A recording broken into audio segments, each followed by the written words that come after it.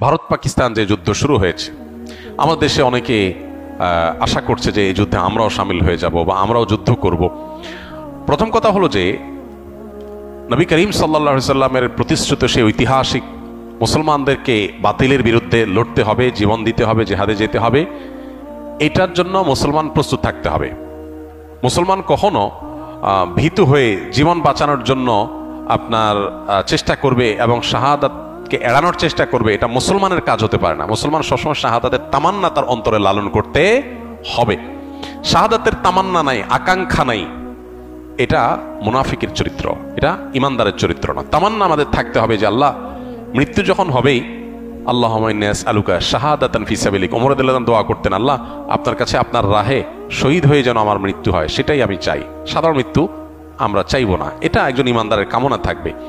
কিন্তু সাধারণ পরিস্থিতিতে আমরা যুদ্ধ আল্লাহর কাছ থেকে চেয়ে নিব না। শাহাদাত চাওয়া আর যুদ্ধ চাওয়া এক জিনিস না। দেখেন ওমর রাদিয়াল্লাহু তাআলা আনহু শহীদ হয়েছেন, একজন অগ্নি পূজকের খঞ্জরের আঘাতে নামাজরত অবস্থায় তিনি মারা গেছেন এবং শাহাদাতের মর্যাদা আল্লাহ তাকে দিবেন ইনশাআল্লাহ। অথচ তিনি কিন্তু কোনো লড়াইয়ে মারা যান নাই এবং তিনি দোয়া করতেন, আল্লাহুম্মা ইন্নী আসআলুকা শাহাদাতান ফি সাবিলিক ওয়াল মাউতা ফি বিলাদি হাবিবিক, আল্লাহ আপনার রাহে শাহাদাতও চাই, আবার আপনার রাসূলের শহরে মৃত্যুও চাই। কেউ কেউ মনে করতে এটা সাংঘর্ষিক দোয়া। শাহাদাত তামান্না করলে তো জিহাদের ময়দানে যেতে হবে, এটা তো মদিনায় তো জিহাদ চলে না, জিহাদ তো বাইরে চলে। আবার চাচ্ছেন মদিনায় মরতে, দুইটা কিভাবে হয়?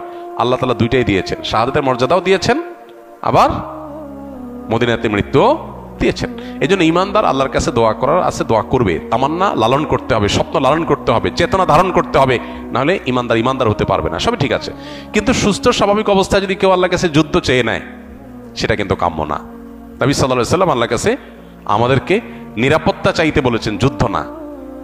যুদ্ধ এসে গেলে করার জন্য প্রস্তুত থাকবো, তার জন্য প্রস্তুতি নিব, সবই ঠিক আছে, আলোচনা জারি রাখবো যাতে করে চেতনা শানিত থাকে, কিন্তু যেচে যুদ্ধ নিব না। আমরা আল্লাহর কাছে আমন, আফিয়াহ এবং সালামাহ এটা প্রত্যাশা করব।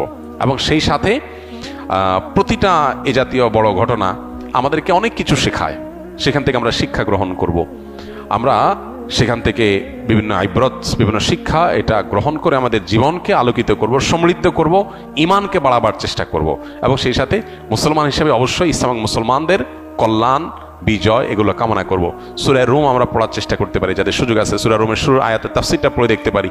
সেখানে আল্লাহ রাব্বুল আলামিন নবী সাল্লাল্লাহু আলাইহি সাল্লামের সময়কার সাহাবীদের মক্কায় থাকাকালীন সময়ে তারা যখন রোমানদের সাথে পারস্যের লোকদের যখন যুদ্ধ হয়েছে, তখন রোমানরা আহলে কিতাব হওয়াতে তাদের বিজয় কামনা করছেন মুসলমানরা, আর মক্কার মুশরিকরা ওই যে রোমান মুশরিকদের